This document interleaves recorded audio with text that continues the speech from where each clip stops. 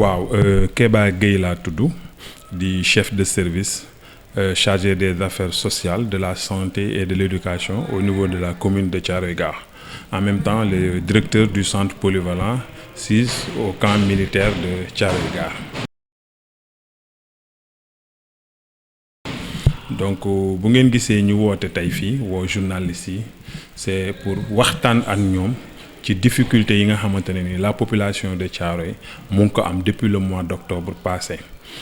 difficulté yi nag li ko indi mooy que ne ñun dañu am ay infrastructures communautaires yoo xam ne moom la ñu am ci biir camp bi infrastructure yooyu nag jékki-jékki ñu rek ñëw fa dañ fa ñëw sur la base d'un décret présidentiel. Notamment le président Ablaye Wade en 2002 moom moo ñu jox benn décret muy numéro 535/2002 du 29 mai 2002 décret boobu moo octroyé 30 hectares à la population pour que ñu def fa ay infrastructures d'aménagement communautaire. C'est sur cette base que nous avons là-bas benn terrain municipal boo xam ne depuis 2005 suñu ASC yi fa la ñu footballé nawetaan suñu équipe fañoo club Stade Thiaroye fa la nekk di compétir. ñu am fa aussi benn centre polyvalent bi nga xamante ne ni ci coopération sénégalo-allemande la ko fondation droit à la ville ñëw tabaxal ñu ko fa ñu nekk fa di ko utiliser depuis 2011 ci biir centre polyvalent boobu dañu am ay formation yi ñu fay defal suñuy xale ak suñu ay ndaw di leen tàggat pour que ëllëg ñu mën a am liggéey ñu signé convention ak ANAMO agence de la maison des outils bu Sénégal ñoom ñu indil ñu fa ay professeurs indil ñu matériel di former xale yi Thiaroye yi. Acteurs culturels yi nekk fa y a pas mal de 200 personnes yu koy fréquenter par jour parce que am na club terrain de basket am na terrain pour les lutteurs am na aussi salle de musculation am na pour salle de karaté taekwondo ak salle de spectacle bokkul ak nag suñu ay salle de formation yi nga xam ne góor ak jigéen yëpp ñu ngi fay def ay formation bi ñu jógee ci loolu y a aussi la maison de la femme boo xam ne APIX dans le cadre de la RCE, la responsabilité sociétale des entreprises et des projets d'accompagnement moo ko fa tabaxal jigéenu Thiaroye-Gare ci li fi TER bi jaar ak programme PIS 2 mu indil ñu foofu maison de la femme équipé ñu ko jigéeni Thiaroye yi nekk fa di fa liggéey di fa def ay transformation céréalière dafa def aussi bio jardinage mu am aussi benn centre commercial bu bees bu ñu nekk di tabax boo xam ne boobu c'est le président de la République du Sénégal pour di soulager commerçants yi nga xam ne TER bi da leen affecté impacté leen mu tabaxal ñu foofu benn centre commercial bu nga xamante ne ni 7 milliards la nekk di ci def loolu yëpp mu nekk ci suñu ay infrastructures nekk ci camp bi maintenant dañoo xëy depuis le mois d'octobre militaires yi di defar seen mur de clôture du clôturer camp bi ñu ko yëgee ñun ñu alerté dem toog waxtaan ak ñoom pour xool exactement lan la ñu ne ñu kat dañuy tëj suñu camp par mesure de sécurité mais fi ngeen den jaar dinañ leen fa bàyyil ay buntu ngeen continuer di fa jaar donc ñun ñu toog di xaar ñu d'un seul coup dañu jékki-jékki gis ñu fermer mur bi yépp fi ñu daan jaar population bi di ñëw di utiliser seen infrastructure ñu fermer ko mu jaaxal ñu dellu ci ñoom mais liñ ñuy wax suñu nopp mënu ko dégg léegi nag à partir de ce moment la ñu commencé di def ay démarches au niveau des autorités pour que ñu dégguñu pour que ñoom ñu ñëw xam li nekk Thiaroye ñu def ko lu ko dalee ci sous-préfecture ba ci président de la République ku ci nekk rek jot na documents yi après bu ñu duggee ci waxtaan bi dinañ mën a wax fi ñuy jaar yépp ak fu nekk résultat bi ñu fa jëlee.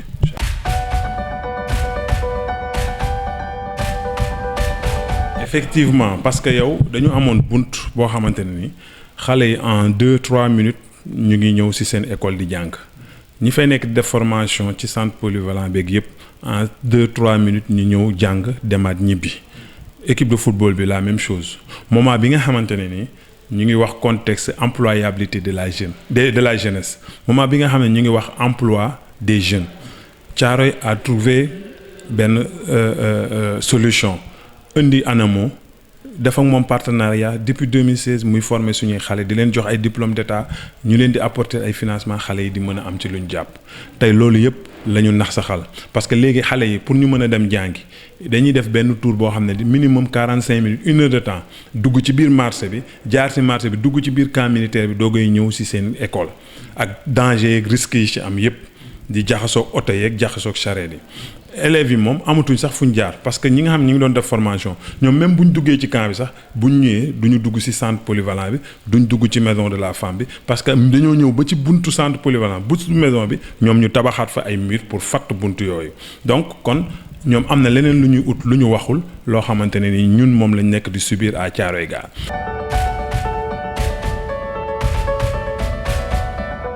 Deux mois centre bi amatul activité dafa fermé wu depuis 2 mois centre bi amatul benn activité depuis 2 mois femmes yi fa nekkoon di def micro jardinage amoon fa ay tool ba ay nit di jóge ay Thiès ay fu ne di ñëw di jënd ci seeni produits seen tool yëpp yàqu na. Pour vous dire que préjudice yi nga xam ne nekk nañ di ko subir depuis octobre ba léegi ci loolu la ñu nekk.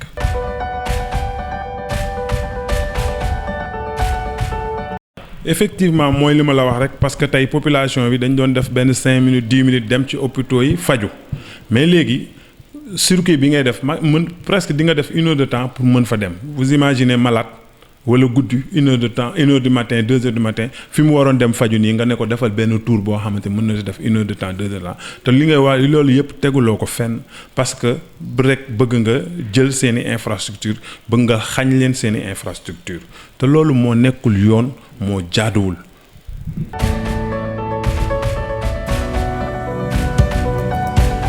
du mbirum politique parce que Thiaroye yàlla daf ñu suturaal dimbali ñu ba nga xamante ne ni Thiaroye c'est un village traditionnel ñëpp ay mbokk lañ Thiaroye xam nañ lan mooy les priorités de l'heure xam nañ bu ñu waree politique naka lañ koy defee ak kañ lañ koy defee xam nañ ne bu ñu amee kat benn problème mu nekk lu soxla wu ñëpp naka la ñuy def ba booloo actuellement ñëpp ñoo booloo parti politique yi chef de village bi association des élèves étudiants am conseil communal de la jeunesse les commerçants du Mas Thiaroye les femmes ñëpp ñoo dajaloo autour d'une plateforme derrière la commune de Thiaroye Gare pour xeex bi loolu moo tax nga gis mémorandum bi ñoom ñëpp ñu signé ko ànd ci parce que lii affaire u Thiaroye la du affaire u benn nit te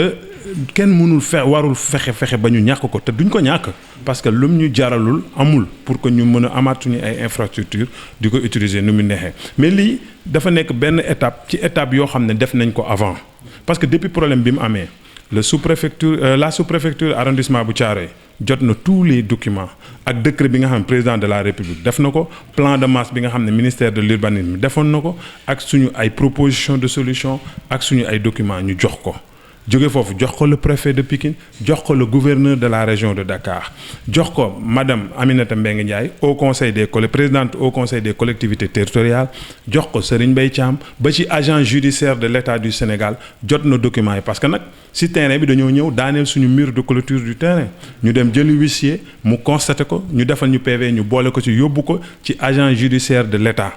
du Sénégal pour wax ko ne lii la ñu jox ko yóbbu ko jox ko présidence de la République yóbbu ko jox ko ministère des collectivités territoriales monsieur Omar Gueye amul luñ ci doxul amul tey Sénégal kuy taxaw nga nekk autorité fii ci réew mi nga ne yëguma li xew Thiaroye awma document yi gisuma ci.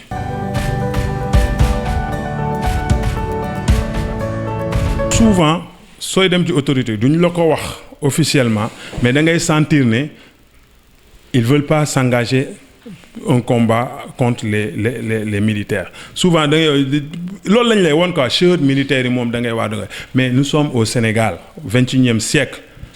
un pays bi nga xamante ne dañuy wax état de droit am na fi militaire o policier o moo yem lii ñun ñoo ko moom population Thiaroye dañ ñu ko war a jox maintenant dem nañ sax ba rencontrer le nouveau général ak le directeur génie militaire bi nga xam moo doon def travaux yi ñu waxtaan ak ñoom wax leen li nga xam ne moom lañ nekk di def à Thiaroye mais soo leen déggee da ngay am impression que ne ñoom li nga infrastructure yi ñu def ci camp bi daf leen a metti parce que ñu naan amul benn camp booy dem fekk fa lii mais camp bi état du Sénégal moo ko moom militaire moomu ko état du Sénégal moo ko moom état du Sénégal boobu ko moom moo fi def infrastructure yi yëpp jox ko population bi kon nag loolu bu leen méttee du ci kaw population bi la ñu war a dal état du Sénégal la ñu war a waxal mais suñu ay infrastructure ñu koy utiliser depuis plus d'une dizaine d'années kenn mënul fexe ba duñ ko récupérer beneen bi aussi toujours d'après information yi ñu am président bi mës na ko yëg wax nañ ko régler ñu dem ci moom ne ko président on a réglé le problème parce que ubbil nañ leen ay porte je dis que c'est pas la réalité président réglé wuñu dara depuis 4 mois Thiaroye mi ngi dund difficulté yooyu te def nañ fi marche def nañ fi lu ne def nañ fi point de presse lii benn étape la rek pour yëgal président li am Thiaroye pour que moom mu ñëw en tant que chef suprême des armées mu régler définitivement ce problème. saafara bi defe naa bu ngeen xoolee gis nañ ko ci document yàlla def ñu dimbali infrastructure yooyu ma lim yëpp dañu nekk dans un bloc compact près des habitations léegi nag dafa am benn ligne virtuelle bu am ñu ne léegi comme militaire ñoom neen dañuy sécuriser seen camp ok mais ñun suñuy infrastructure aussi ñun dañ ko war a utiliser nu mu ñu neexee kenn amul droit naan ñu fii ngay jaar nii ngay dugg heure bi ngay dugg léegi nañu def benn mur de séparation parce que existe na fi ñu ko war a def mur de séparation bi nga xamante ne léegi ñun suñu ay infrastructure day dem ci suñu population militaire camp militaire bi dem nële nga xam ne dootoo gis benn civil buy dugg ci biir camp bi léegi ñun population bi suñu ay infrastructure ñun ñu utiliser nu ñu ko bëggee te duñu sonal kenn duñu yàqal kenn loolu mooy la seule solution qui vaille mooy créer un mur de séparation entre les bâtiments militaires et les infrastructures communautaires ku nekk am jàmm. loolu tey jii bu dee.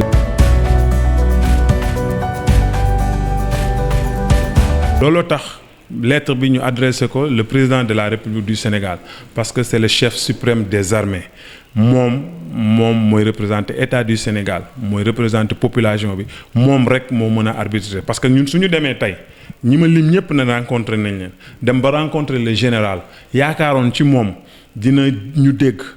en tant que père de famille dinañu dégg ak contexte fii ñu toll ci xale yi mu gis ay xale yoo xam ne depuis 4 mois ñu ngi leen di xañ formation ñu ngi leen di yàqal seen avenir dañu jàppoon ne bu ñu ko waxee dinañu dégg mais dégguñu parce que am nañ ñoom beneen but bu bokkul ak ñun suñu but moo tax nag ñu ne ñun ñu adressé au président de la République fu ñuy waxee concept armée nation boo dégloo histoire yu Thiaroye 44 waroon nañ xalaat leneen ci population Thiaroye lu dul di leen noot di leen xañ ay infrastructure loolu moo tax nag ñun nous nous adressons directement au président de la République pour mu arbitrer lii mu régler problème bi delloo Thiaroye gëddëm parce que c'est une humiliation li ñu nekk di def population Thiaroye nii looloo tax nag ñu bëgg président de la République mu régler ko moom rek moo ko mën a régler keneen mënul régler ce problème là parce que moom rek moo mën a demander au commandement militaire ñu def le mur de séparation ñoom ñu dem ak seen camp ñun ñu des ak suñu ay infrastructure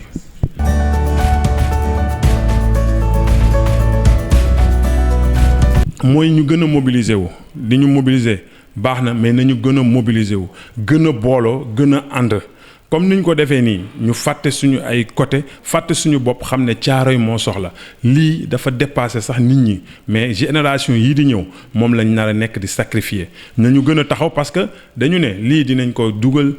ci presse bi président dégg ko jàpp lañu su régler problème bi xeyrul su fekkee nag régler wuñ problème bi ñun dinañ def ci leneen dinañ dajalewaat def réunion publique gën a mobiliser nit ñi lu ñu constitution bi may lu ñu loi bi may ñu dem ci bu jaree manifestation dinañ ko def ba nga xamante ne ni ñu mën a jot suñu ay infrastructure mais li ñu bëgg mu leer ba leer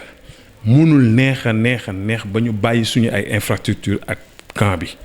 allah kulli àll lépp lu ñu mën a def ba retrouver wu suñu ay infrastructure di ko utiliser convenablement au bénéfice de la population dinañ ci xar tànk tubéy parce que actuellement loolu la ñu am comme priorité loolu rek la ñu am comme soxla ñu bëgg nag président de la République jot si lii muy woote ci employabilité des jeunes formation des jeunes emploi des jeunes ñun daf ñu ci fekk déjà